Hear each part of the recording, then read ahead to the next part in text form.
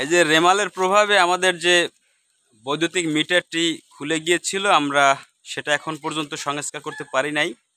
এখানে বিদ্যুতের যে পল্লী বিদ্যুৎ, তাদের লোকজন আমাদের বাড়িতে এখন আসে নাই, তবে রাস্তার কিছু তারা সংস্কার করেছে।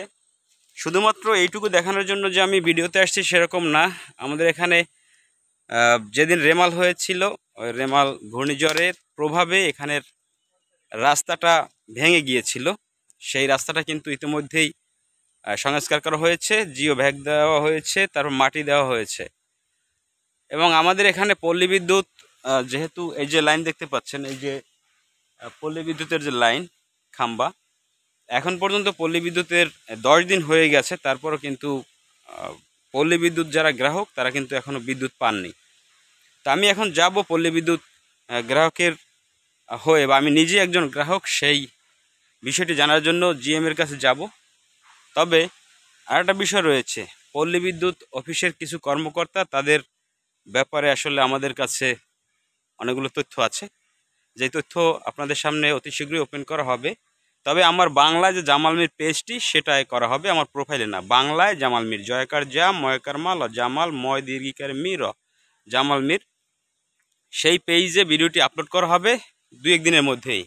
তো এই যে রাস্তা আমার পিছন দেখতে পাচ্ছেন, এই রাস্তার একটু সামনে গিয়েই কিন্তু ভেঙেছিল যেদিন রেমাল হয়েছে, ওই দিন কালাম ভাইয়ের বাড়ির সামনে। তো সেই রাস্তাটা সংস্কার করা হয়েছে। এই যে গাছপালা পড়ে আছে, যে আমার বাড়ির এখানে যে গাছপালা পড়ে আছে, এই যে রাস্তার অবস্থা খুবই খারাপ, সেটা কিন্তু এখনও বন বিভাগ আসেনি।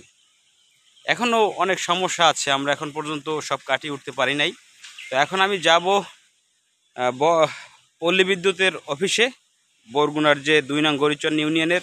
আমি এখন আছি ধুপতি গ্রামে, কিন্তু সেটা হচ্ছে আমাদের যে ইউনিয়ন চেয়ারম্যান, তার বাড়ির খুব কাছেই সেই পল্লী বিদ্যুৎ অফিস। আমরা সেখানে যাব এবং গিয়ে আমাদের এই বিষয়টি তাদের জানানোর চেষ্টা করব, যাতে আমাদের অতি দ্রুতই বিদ্যুৎ পেতে পারি। এই ব্যাপারে একটা ব্যাপার হচ্ছে, এই যে লাইন দেখতে পাচ্ছেন, এই লাইন থেকেই আমাদের এই বাড়িতে বিদ্যুতের লাইন গিয়েছে। তো আমরা আশা করব, রেমাল কেটে গেছে, বেশ কিছুদিন হয়েছে, তারপরে আমরা বিদ্যুৎ যেহেতু পাইনি, অতি শীঘ্রই আমরা বিদ্যুৎ পেতে পারি। সেই বিষয়টি আসলে আজকে আমি জানার চেষ্টা করব, যে আসলে কেন পাই নাই, এবং অতি দ্রুত বিদ্যুৎ দেওয়ার ব্যাপারে তাদেরকে জোরে অনুরোধ করব, যাতে অতি শীঘ্রই আমরা বিদ্যুতের আওতায় পড়তে পারি। তো আমি আমার বাড়ি থেকে এই ভিডিওটি শেষ করছি। সবাই ভালো থাকবেন। আল্লাহ হাফেজ।